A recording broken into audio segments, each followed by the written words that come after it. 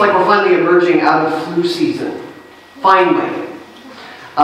This has been the worst flu season, I understand, since 2009, which was the swine flu year. They say that 6% of all doctor visits this year have been because of the flu. And 10% of Americans have gotten the flu. 10% of Americans have gotten the flu.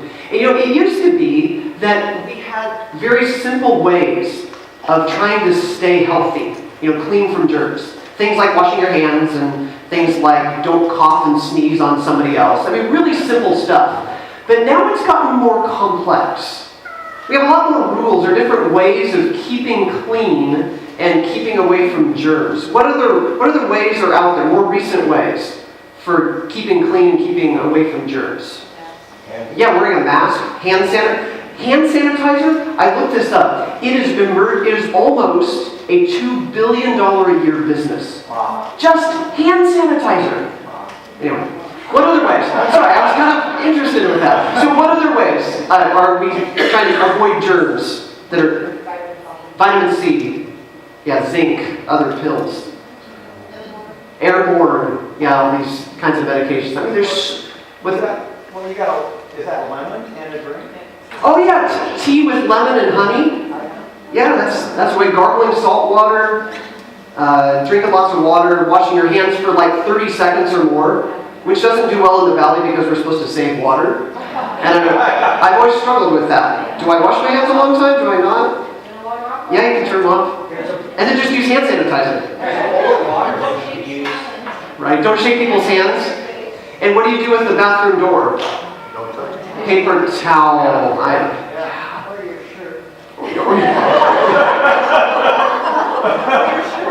Don't touch Joe's clothes. So Charles Gerba is a gentleman who is a professor at the University of Texas. He's a professor of microbiology and environmental sciences in the epidemiology and biostatistics department at the University of Arizona. He has earned a different name, though, for himself because of his work in this whole field of germs. His name is Dr. Germ. Have you ever heard of Dr. Germ? I had never heard of this guy. My dad worked with him for a while on some projects, and so he sent me an article that was just published a couple months ago in the Washington Post about Dr. Germ. And Dr. Germ's whole idea, his whole goal, is to make us aware of where germs tend to be and we're not expecting them to be. So often what he does is he debunks myths about where germs are in public places, and he gives us solutions for how to stay away from germs. Mainly, the way that he does this is he tries to debunk the number one myth that public restrooms are more germ-ridden than anywhere else. He believes that's a myth. So in this article, it's actually really interesting. He goes through a few different things. He says, take a look at your laundry. He says, in terms of our laundry, most of our laundry tends to have rotavirus, hepatitis A, and salmonella on it. Doesn't that make you feel great? And it's more than it used to be because we wash less of our laundry in hot water than we used to. If we washed in hot water, it wouldn't be a big deal. But it's that cold water laundry, even if we use detergent, still gets all that on our clothes. He said the solution is wash your laundry in hot water. Well, then he talked about the things that we carry around. We carry around purses, we carry around keys, we carry around these things all the time. And do we ever clean these things? No, not very often. He says that the average cell phone or the average bottom of a purse has 10 times as many bacteria as the average public restroom. Gross. So then he started looking at the office break room. Those break room offices, and he said not only is the break room the worst, but the worst part of the break room is what?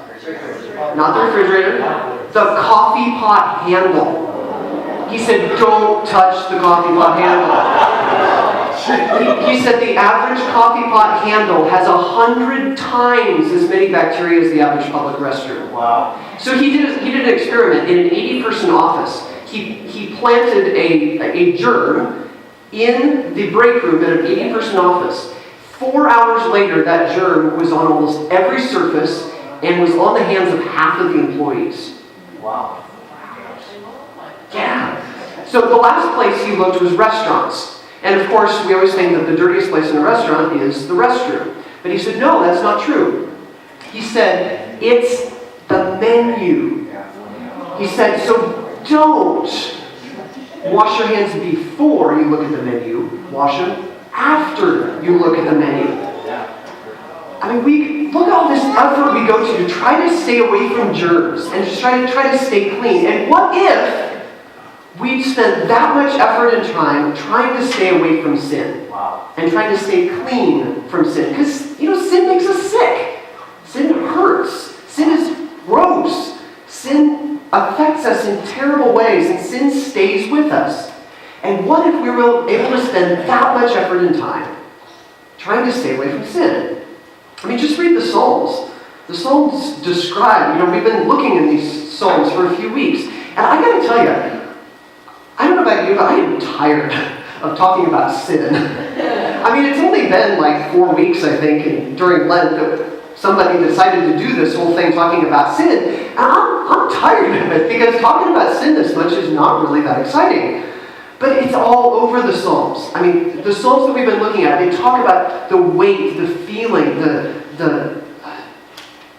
tragedy, the desperateness of sin, and how it makes us feel. I mean, it's everywhere. It's in us and it's in other people. It's around the world. I mean, sin is pervasive. It's like it's an epidemic.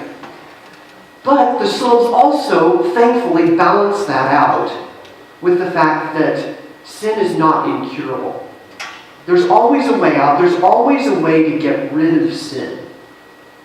Psalm 51 answers that question of how do we get rid of sin in such a great way. King David wrote Psalm 51, and he wrote it at a moment when he was caught in sin. You can read the whole story. It's in 2 Samuel 12. It's a really terrible story, and it doesn't have a pretty outcome. But you're welcome to read it. We're not going to go through it. But David wrote Psalm 51 in the time when he'd been caught. Because he'd been hiding away this sin, which if we ranked sin would be kind of at the top group of sin. But we don't rank sin. But if we did, it would be up there. And it was a terrible sin. And a whole group of sins. And what he did to make it even worse is he hid the sin. Probably for about a year, it seems. He hid this sin. And then he finally gets found out. Somebody else finds out, and he realizes that they know. He realizes that God knows, and he realizes that he's got to get rid of this sin. So what does he do? What does he do to get rid of this sin?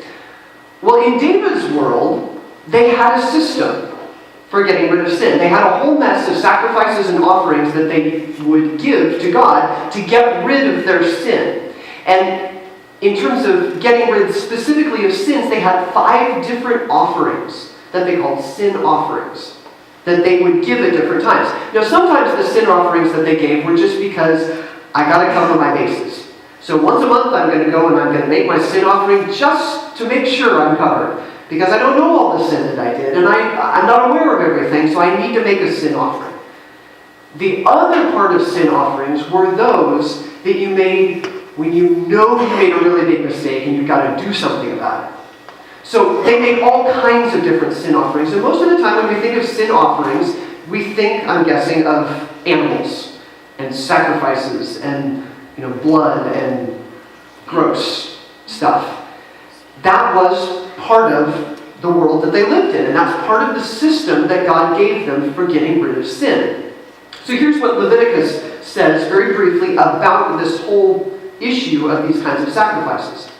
It says, "For the life of a creature is in the blood, and I, God, have given it to you to make atonement for yourselves on the altar. It is the blood that makes atonement for one's sin." See, the idea was that sin robs the relationship that we have with God of all of its life. Our sin takes the life out. Sin is all about death. Sin takes life out. So when we sin, we take all the life out of our relationship with God. And God says the blood of these animals is supposed to restore life. So what did people do with these animals?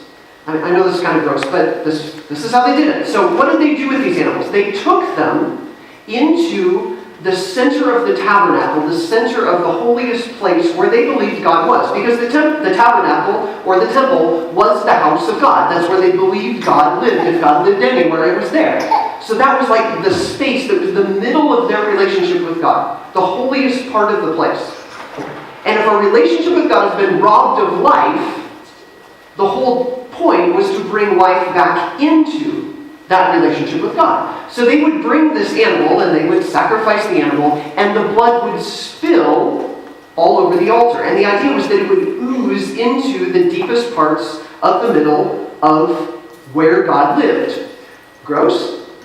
Yes, but it had a point. The whole symbolism of it was that if we bring life back into the middle of where we and God can intersect, which is that space, then it can restore life to the relationship that we have with God. Does that kind of make sense? Yeah. A little weird, but it kind of makes sense. That's what they were doing. They were restoring life into their relationship with God. Now, David is a faithful follower of God, and it probably goes without saying that he did all these things, just like everybody else did who were faithfully trying to follow God. Interesting thing is, when he wrote Psalm 51, it doesn't seem like it worked. Because he's still languishing in his sin. He's still saying this is horrible and things aren't right. But look what he does say. So here's Psalm 51. Have mercy on me, O God, because of your unfailing love. Because of your great compassion, blot out the stain of my sins. Wash me clean from my guilt. Purify me from my sin. For I recognize my rebellion. It haunts me day and night. Against you and you alone have I sinned. I've done what is evil in your sight. You will be proved right in what you say. Your judgment against me is just, for I was born a sinner. Yes, from the moment my mother conceived me. But you desire honesty from the womb, teaching me wisdom even there. Purify me from my sins, and I will be clean. Wash me, and I will be whiter than snow. Oh, give me back my joy again. You've broken me. Now let me rejoice. Don't keep looking at my sins. Remove the stain of my guilt. Create in me a clean heart, O God. Renew a loyal spirit in me. Do not banish me from your presence, and don't take your Holy Spirit from me. Restore to me the joy of your salvation, and make me willing to obey you.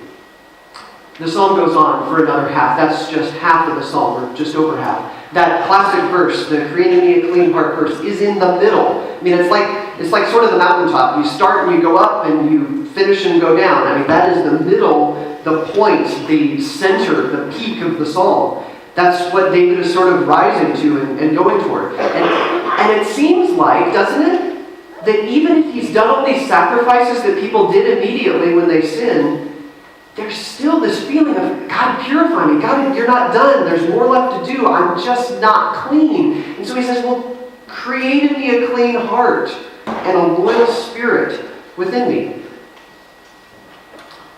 The solution hadn't yet worked. So he asked for something more. Last fall, in our after-school Bible club, we learned something about creation. We learned that God, in the Bible, talks about creation in a couple different ways. Did we not? We learned that God creates creation happens in two very different ways. There's one way, which is kind of like cooking or baking, where you pull the ingredients out of the cupboards and you gather them all and you measure them, chop them, and you put them together and you make something. You create something. But you created it from stuff that you went and got and stuff that was already there. The other way that the Bible talks about creation is creating kind of like a magician makes stuff appear out of thin air. I mean, you create out of nothing. And that kind of creation is always in the Bible reserved for God. God can create things that didn't exist before. In Genesis 1, where God created the world, this is how God created things. He created them in this way, out of nothing. There wasn't anything there. When David asks for God to create a clean heart, he's asking for the God kind of create out of nothing. Which is really amazing, because David's not asking him, just polish my heart up. Just wash it and then dry it again. Just clean it and put soap on it. And he's not saying that. He's saying, let's start all over. Let's start fresh. That heart, that doesn't work anymore. I need something totally new. So create something brand new in me. And we're going to start again. And we're going to try this again. That's the kind of create in me a clean heart. I need something new because that thing, it will never work again. I need something that's brand new. I like how one Old Testament expert and pastor said this. He said, in Hebrew, the heart is a metaphor for the seat of the intellect, the center of will and decision making. The spirit is also a metaphor for the entire person in terms of the motives and intentions that lie behind actions.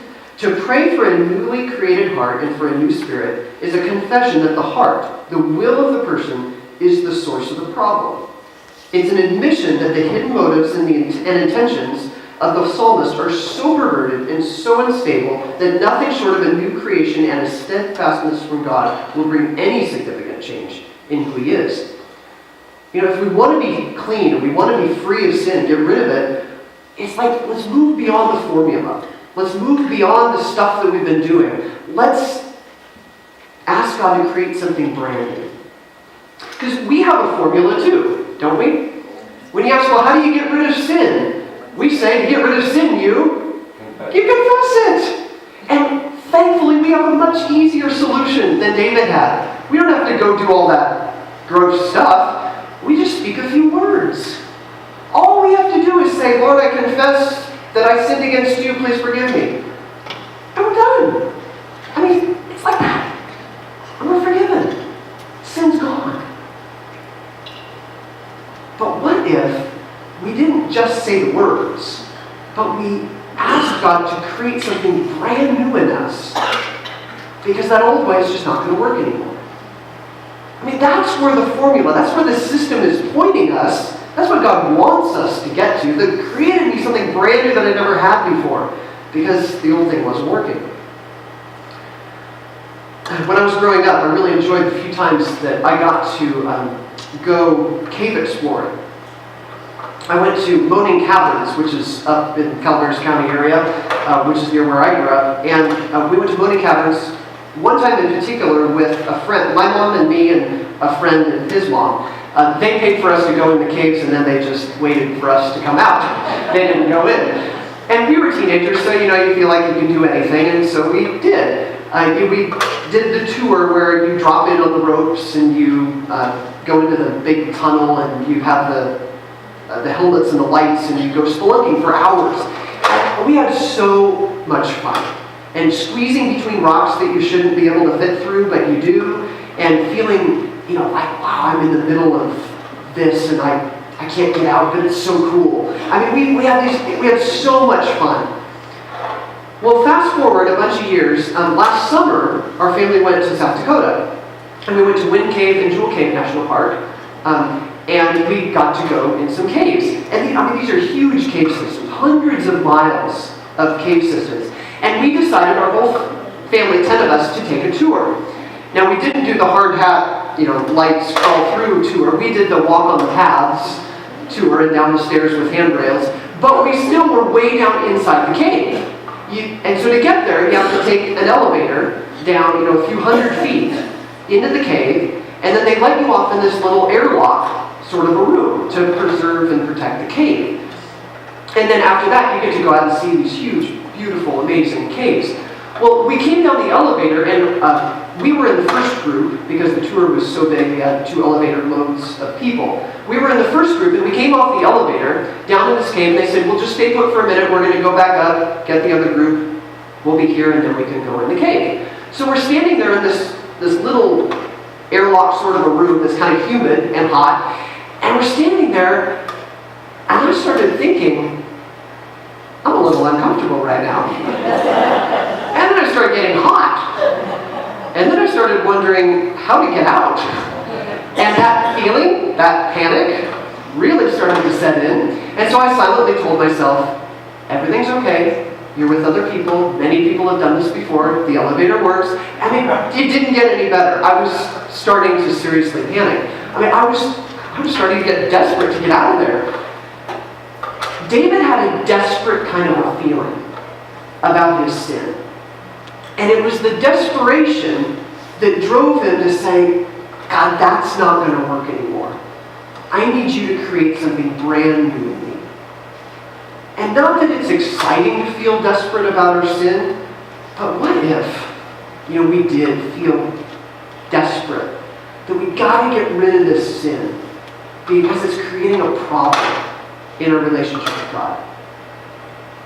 I love what 2 Corinthians says. It says, therefore, if anyone is in Christ, that person is a new creation. The old things have passed away, and new things have come. I don't know how God does this. I don't know how it's possible. But God can do these kinds of new things. And God can get rid of sin on the level where God can create a brand new way in us that looks nothing like it used to look before. Would you pray with me?